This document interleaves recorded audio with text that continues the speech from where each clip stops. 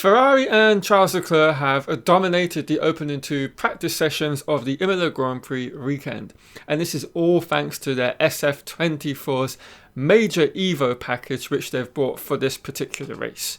And it's enabled them to, on evidence from today, absolutely demolish the advantage Red Bull have had over them and the rest of the field. And this is all thanks to the huge update package that they've brought for this race. So without further ado, let's jump right into these updates, and let's start off with the Ferrari SF-24's now Red Bull style sidepods with a complete overhaul of its design. The team have moved away from a underbite and moved to the Red Bull style extreme overbite, as you can see from the two comparisons before and after the Imola upgrade. The solution has been in the wind tunnel for quite a while at Ferrari in Maranello, with them only finding huge gains after their first couple of initial tests yielded none.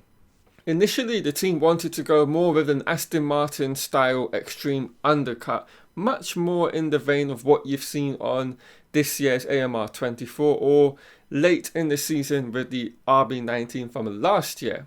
But as I just said, after extensive testing of the Red Bull style sidepods and in particular its overbite inlets, they actually managed to find huge gains from it and thus decided to do a 360 and completely change their direction with their upgrade package. There also appears to be quite a bit of a difference when it comes to the engine cover or the openings on them, as you can see from the pictures on screen with the old and new updates around there. The opening looks substantially larger than it first thought. There's also a greater sculpting of the side pod undercut, as you can see where the Ray-Ban design logos have been situated on the side pod. Up next, we can look at the Ferrari floor, which is brand new as well. And as you can see, there are quite a few changes that have taken place across the board. To begin with, the floor brackets, which are highlighted in yellow, are completely new for the weekend, with it now being attached in a different manner to the cutout in the floor, just ahead of the rear wheels. And this shot provides us with a much better angle and view of the changes that they've made, with the floor cutout now much more sculpted and curved in comparison to the launch spec, and it's almost somewhat of a tunnel now. And the actual brackets themselves are now firmly on one edge, but there's like an extra attachment on it as well. And the cutout is being raised, which enables that kind of tunnel, that kind of vacuum from which the air will travel through and down under the floor. So quite a change there on the SF-24's floor. And staying at the back of the SF-24, we also now have a really good look at the new engine cover that they debuted as well. And we can see almost immediately there's a completely different sculpting of that rear end engine cover, which is literally just ahead of the suspension as well. This is of course to naturally guide some of the air that's being directed and traveling back towards there. So it's another kind of small little change to help with the airflow and for it to kind of not detach, I'm guessing, in certain kind of instances throughout the corners and the corner phases. And the changes at the rear don't even stop there. There's also a very subtle difference to the way the engine cover towards the back end kind of slope down and tail off. And it's quite an interesting change, which is obviously being created in order to help guide the airflow as well to a different area of the diffuser. So really nice work here from the Ferrari engineers and the whole team as a whole.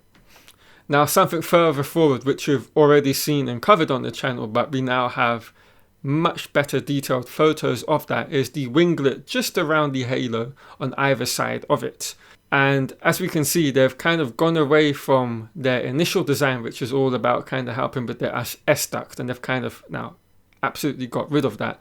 And we have this kind of little winglet, which is obviously being used to guide the airflow and for it to kind of not stall and to just make sure the airflow doesn't kind of interrupt any of the other kind of airflows that are going on towards the rear end, because of course, as we all know, on a Formula One car, it's just not one particular structure of air going all through the car.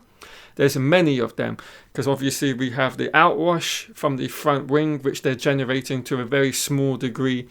We also have the Venturi tunnel entrances, the kind of ramp at the front of the floor as well, and obviously how the floor edges help to guide and to accelerate the flow of the air as it's going through the car. And so I think that's what they're trying to do with this. It's just a way of guiding the air in a manner which is making sure it's not disrupting that in as high a degree as possible. And we also got a look at the Venturi tunnel openings as well. Now this is something I covered in a previous video where I was a little bit pondering whether they had made any changes to them, particularly as there was such a substantial overhaul of the car, and we didn't really get a good glimpse of that during the Fiorano test. And now that we've had such much more detailed shots from the pit lane, it's very clear to see that they've made absolutely no changes from what I can see to that area. So to me, this is very much a case of the team utilizing that particular area of the car to the best of their abilities, and it's just working in tandem with every other component on the car, and so they felt there was no need to make any changes. Or it's just the fact of with the cost cap that they can't make any other changes because it's kind of a lesser gain from that. Although having said that, the floor and the Venturi tunnels are one of the most important aspects on ground effect cars. So maybe it's more of the latter than what I've just mentioned. One really interesting thing to note is across the three big teams for this current generation of F1 cars, there has been a somewhat of a convergence on the Venturi tunnel openings. And that is their inner fence has been cut out, and this is highlighted in yellow. And for this season, Red Bull have also adopted this shape. And of course, we have the diffuser, which has also undergone slight modifications in order for it to work a lot more efficiently with the rest of the upgrades upstream.